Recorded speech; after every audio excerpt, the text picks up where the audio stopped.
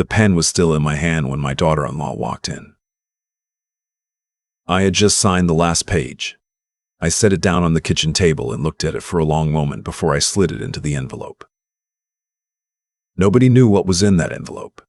That was the point. Let me go back to the beginning, because none of this makes sense without the beginning. My name is Edward. I'm 67 years old. I spent 31 years building a commercial landscaping company in the Denver metro area. Not the kind where teenagers push mowers on weekends. The kind with contracts, apartment complexes, corporate campuses, city parks. At our peak, we had 42 employees and 3 trucks. I built that with my hands, my back, and more early mornings than I care to count. My wife Lorraine worked the books for the first 15 years. She was the one who kept the invoicing clean and the payroll honest. We were a team in every sense of the word. We had one son. His name is Miles. We gave him everything we could. Not in a spoiling way, in a believing in him way. When he was 12 and wanted to play guitar instead of baseball, I drove him to lessons every Saturday for 4 years. When he struggled in high school math, Lorraine sat with him at that same kitchen table 3 nights a week. When he told us at 22 that he didn't want to join the landscaping company, that he wanted to go into real estate, I said fine. More than fine. I said good. I meant it. I didn't need him to carry my business. I needed him to be okay, so when he asked me 2 years later if I could co-sign on a property investment, a duplex in Aurora, I said yes. I put my name on it. And when that went well and he came back 18 months after that, asking about a second property, a small commercial unit in Lakewood, I didn't just co-sign. I wrote the down payment check myself, $84,000. I had it. Lorraine and I had worked for it. And I gave it because he was my son, and I believed in what he was building. Lorraine passed in the spring of 2019, pancreatic cancer. 6 weeks from diagnosis to the end. There are no words for that kind of loss. She was my compass. She was the person who could look at a situation and tell me exactly what it was, without sugarcoating it and without cruelty. When she was gone, the house got very quiet. Miles came home for the funeral. He and his wife, Amber, stayed for a week. It was a hard week, but it was a together week, and I was grateful. When they left, I stood at the door and watched their car pull out of the driveway, and I thought, this is the part where we lean on each other. I was wrong about that. For the first year, I told myself he was busy. He had his own life, his own pressures. I called him on Sundays. Sometimes he answered, sometimes he didn't. When he did, the conversations were short. I'd ask about Amber, about the properties, about whether he'd eaten. He'd give me half answers and mention being tired. I didn't push. I thought grief affects people differently. I thought I needed to give him space. Then I started noticing things. Little things at first. He stopped asking about the landscaping business, which I'd kept running with a manager named Phil, who'd been with me for 19 years. Miles had always shown at least polite interest before. Now there was nothing. Then he stopped mentioning his mother at all. Not even in passing. Not, I've been thinking about Mom or Lorraine would have liked this. Nothing. Like she'd been erased. The first time he asked me about the house, I thought it was just conversation. We were on the phone in November of 2021 and he said, "Dad, have you thought about downsizing? That place is a lot for one person." I said I was fine where I was. I'd been in that house for 26 years. It had a workshop in the back where I still spent most evenings. He said, "Just something to think about." I thought about it. I thought it was a reasonable thing for a son to say to his aging father. I did not read into it. 3 months later, he brought it up again, but differently. He said, "Dad, I've actually been looking at some senior communities. Really nice ones. Independent living, not like a nursing home, more like a resort." I said I wasn't interested. He said he'd send me some brochures anyway. He did. I put them in the recycling bin. Then Amber started calling. She was warmer about it than Miles. That's what made it harder to see for what it was. She'd call and ask how I was sleeping, how I was eating, whether I was seeing friends. She sounded like she cared. She said, "We just worry, Edward. Miles worries. You're out there alone and anything could happen." I told her I had neighbors. I told her Phil checked in on me twice a week. She said, "We were thinking, what if you came to stay with us for a few months, just to try it out?" I said I'd think about it. Phil was the one who said it first. We were in my workshop one evening, working through invoices for the following quarter, and I mentioned what Miles and Amber had been saying. Phil put his pen down and looked at me in that direct way he has and said, "Ed, what happens to the house if you go live with them?" I told him I didn't know what he meant. He said, "What happens legally? Who owns it while you're there?" I went quiet. He said, "I'm not saying anything. I'm just asking the question." I couldn't sleep that night, not because I believed it, I didn't want to believe it, but because the question had burrowed into a place I couldn't reach to get it out. I lay there in the dark thinking about all the times the word house had come up, about how Miles had asked once, very casually, whether I'd updated my will since Lorraine passed, about how Amber had mentioned in a tone that was almost too soft, "Miles is your only family, Edward. It all goes to him eventually anyway." I got up at 4 in the morning and called my attorney, left a voicemail, asked him to call me back first thing. His name is Jim. He's been my attorney for 22 years and he has a way of delivering bad news that feels like a firm handshake. When he called me back, I told him everything. He listened without interrupting. When I finished, he said, "Ed, I want you to come in, and I want you to bring every document you have that has your name on it." I came in with 2 folders and a shoebox. We spent 3 hours going through it all. At the end of it, Jim leaned back in his chair and said, "The duplex and the commercial unit. You're still on those titles." I had not known that. Miles had never mentioned it. I had assumed years ago that my name had been transferred off once he could refinance independently. It had not been. My name was still there. Jim said, if someone were attempting to establish financial guardianship over you, claiming you were incapable of managing your own affairs, those properties would be part of the estate in question. He paused. "Has anyone raised the issue of your mental capacity recently?" I thought about Amber asking about my sleep, about Miles mentioning twice that I'd seemed foggy on calls, about a voicemail I'd gotten from an unknown number 3 weeks earlier, a woman who said she was a social worker doing routine check-ins for seniors living alone, asking if I'd be available for a home visit. I had not called her back. I told Jim all of it.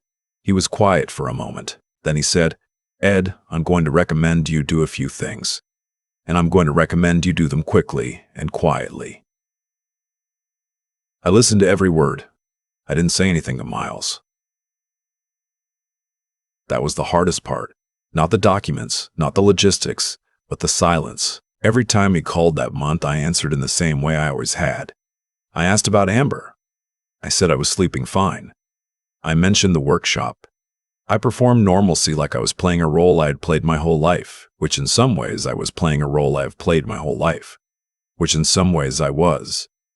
Meanwhile, I was doing the things Jim told me to do. I had an independent physician, not my regular doctor, someone Jim referred me to, conduct a full cognitive evaluation. I was documented as fully competent, sharp, and in good health. That report went into Jim's files. I had both my name and my son's name removed from the duplex and the commercial unit, and the deed transferred to a trust Jim set up. The trust named a separate trustee, not Miles, not me directly. The properties existed now in a structure that a guardianship proceeding could not simply reach into and take. I updated my will. I did not tell Miles. The will now reflected my actual wishes, which had changed significantly over those months, and it was witnessed and notarized and sitting in Jim's safe. I made arrangements for the house. I want to explain that last part carefully because it's the part people ask about most. My house, the one I'd lived in for 26 years, the one Lorraine and I had repainted 3 times, and where we planted the oak tree in the backyard the year Miles was born. I listed it for sale, not because I was running, because I had decided, quietly and deliberately, that I was not going to hand it over as a prize to anyone. If it was going to change hands, I was going to be the one who decided how and when and at what price. It sold in 11 days. The market was good. I got $218,000 above asking. The funds went directly into the trust. Miles called on a Thursday evening, the way he always did. We talked for about 12 minutes. He mentioned that he and Amber were planning to visit in the spring. I said that sounded nice. I did not tell him that by spring I would not be there. I had arranged to rent a place in Asheville, North Carolina. A small house with a deck that overlooked the hills. I had 2 friends from my Army days who lived within 40 minutes of there. Phil had agreed to take over full management of the landscaping company, which I had restructured to pay him a living salary and distribute profits to the trust. I was not abandoning the business. I was protecting it. I left on a Saturday in early March. I did not leave a note. I know how that sounds. I had tried twice to write one. Both times I got to the 3rd sentence and stopped because there was nothing I could say that would be honest without being either cruel or incoherent. So I said nothing. I loaded what I needed into my truck. I took Lorraine's picture from the mantel and wrapped it in a dish towel and put it in the passenger seat. I drove out of the driveway and did not look back at the house. I will tell you what that felt like. It felt like setting down something I had been carrying for a very long time, not like grief, more like the moment after grief when the body finally exhales. I had spent 2 years being a father to someone who was watching me the way a person watches a clock, waiting for the right moment. I didn't know exactly when I had stopped being his father and started being an asset, but somewhere in there, the shift had happened. And I had finally stopped pretending it hadn't. Miles called that Sunday. I let it go to voicemail. He called again Monday morning. Then Amber called Monday afternoon. I sat on the deck in Asheville with a cup of coffee and watched the ridgeline and let the phone ring. By Wednesday, there were 11 missed calls between the 2 of them. I called Jim.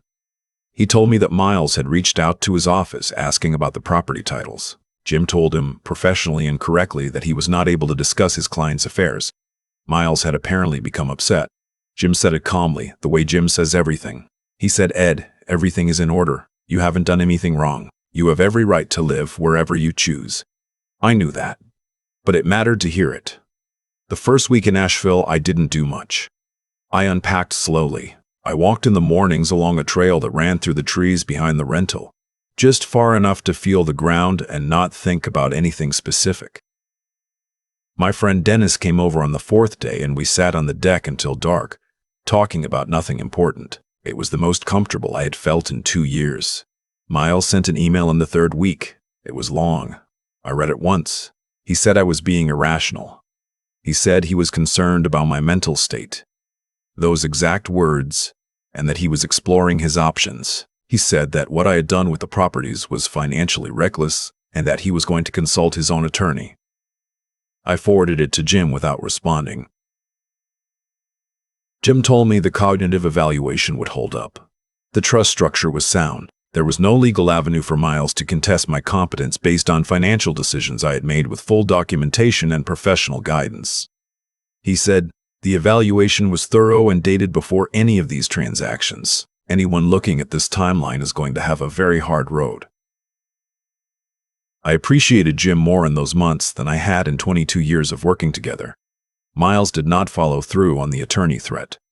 Or if he did, the attorney told him what Jim expected the attorney to tell him. Either way, I did not hear from a process server. I did not get a letter from a law firm. What I got, about 6 weeks after I left Denver, was a voicemail from Miles that was different in tone from all the others. Quieter. Less certain. He said he didn't understand why I had done this. He said he wasn't trying to hurt me. He said he just wanted to talk. I sat with that voicemail for a long time. I played it more than once. And I want to be honest here because I think the honest part is the important part.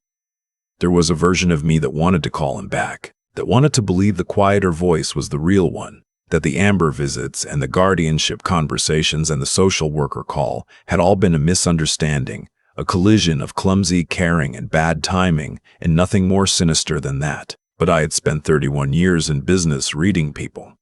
Contracts don't lie, timelines don't lie, and the sequence of events I had lived through did not feel like bad timing. It felt like a plan that had been interrupted. I did not call back. What I did instead was write Miles a letter, a real one, on paper. I told him that I loved him. I told him that I had loved his mother and that losing her had been the hardest thing I'd ever endured, and that watching him pull away in the years after her death had been a second kind of loss I wasn't prepared for. I told him that I had made choices to protect what Lorraine and I had built, and that I did not apologize for those choices. I told him that if he ever wanted a relationship with me that was built on honesty rather than on what he thought he stood to inherit, I was willing to try.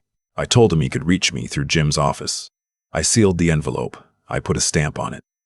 I mailed it from the post office 2 blocks from the Asheville rental on a bright Tuesday morning when the mountains were clear against the sky. Then I walked back to my truck, drove home, and put on a pot of coffee. Dennis came over that evening. We ordered pizza and watched baseball. It was a warm night and we left the back door open so the deck air came through. I thought about Lorraine. I thought about the oak tree in the backyard of the Denver house that a stranger now owned. I thought about Miles at 12 years old with his first guitar, how he'd played the same 3 chords for 3 weeks straight until Lorraine finally asked him to practice in the garage. I thought about all the versions of a person a parent carries around with them long after those versions have stopped existing. I was not okay. But I was the particular kind of not okay that feels like solid ground rather than open water. I could name what had happened. I could sit with it. I was not sinking. My coffee was getting cold. I refilled it. Outside, the first stars were coming up over the ridge. I watched them for a while from the kitchen window. Then I turned off the overhead light and went out and sat on the deck in the dark. And it was quiet the way things are only quiet when you stopped waiting for something that isn't coming. I wasn't waiting anymore. I've had a lot of time to think out here on this deck. The mornings are quiet in a way Denver never was. And in that quiet, I've been turning the whole thing over. Not with bitterness, but with the kind of clear-eyed honesty that only comes when the noise finally stops. Here's what I keep coming back to. Nothing that happened to me was sudden. The warning signs were there. Every single one of them. The casual questions about the house. The brochures left on my kitchen counter. The gentle suggestions that I seemed foggy. Amber calling with that rehearsed warmth. None of it arrived out of nowhere. It built slowly. The way a leak builds in a foundation. Quiet and patient, waiting for the structure above it to give way. And I almost let it. That's the honest part. I almost let it happen because I didn't want to believe that the boy I had driven to guitar lessons every Saturday, the boy whose college applications I had read out loud to Lorraine at the kitchen table, I didn't want to believe that boy had become someone calculating what I was worth before I was gone. It was easier to call it worry. Easier to call it clumsy love. But here is what I've learned. Not from any book or sermon, but from living 67 years with my eyes open. The choices a person makes when they think no one is watching, those are the choices that define them. Miles and Amber made their choices in quiet rooms, in careful phone calls, in small nudges designed to move me in a direction I hadn't chosen. And I made my choice too. I chose to see it clearly, even when it broke something in me to do so. That's the hardest part of getting older that no one warns you about. It's not the body slowing down. It's the moments when the people you built your life around reveal themselves to be something different than what you believe them to be. And you have to decide, at that point, whether love means accepting anything or whether it means having the self-respect to protect what you earned. 31 years. That's what was in those folders I brought to Jim's office. 31 years of early mornings and hard winters and payroll and contracts and Phil staying late and Lorraine keeping the books straight. That wasn't just money. That was my life made tangible, and I was not going to watch it get quietly redirected while I sat in some well-appointed senior community pretending everything was fine. So I acted, not out of rage, out of clarity. Phil used to say that the most dangerous thing in any negotiation is letting the other side believe you haven't noticed what they're doing. The moment they think you're unaware, they stop being careful. I had noticed. I let them believe I hadn't. And then I moved. I think about Miles sometimes. The younger version of him. The one who existed before whatever shift happened. I don't know exactly when that shift came. Maybe it was gradual. Maybe Amber brought something out in him that was always there underneath. I'll never know for certain, and I've stopped trying to figure it out because that question has no bottom. What I know is this. I am responsible for the choices I make. Miles is responsible for his. That's not a cold thought. That's just the most honest one I have. Cause and consequence don't announce themselves. They accumulate. And eventually, the weight of what a person has chosen becomes the life they are living. I'm living mine on a deck in Asheville, watching the ridge go from gray to gold in the morning light, with Lorraine's picture on the bookshelf and coffee that I make exactly the way I like it. That's not a small thing. That is everything.